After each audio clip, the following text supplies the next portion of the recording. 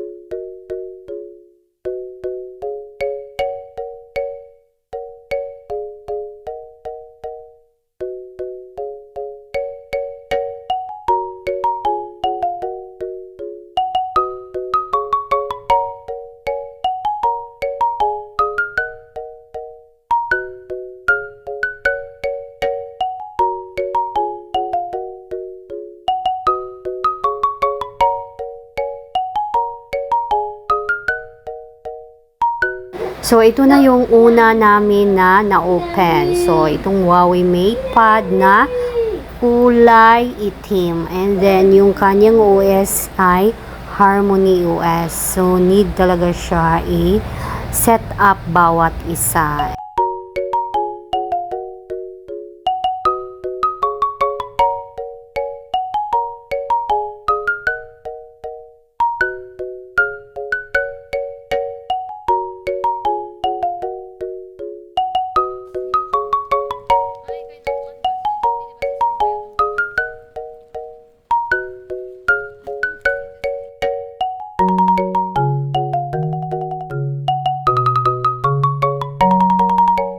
So, ito na yung pangalawang package. Yung una ay itim, tapos yung pangalawa naman ay kulay itim pa rin.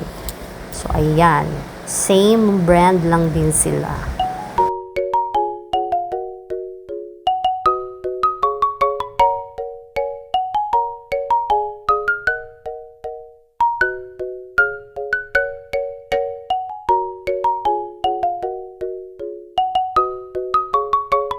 So, ito na yung pangatlong package. So, yung bag niya ay pula.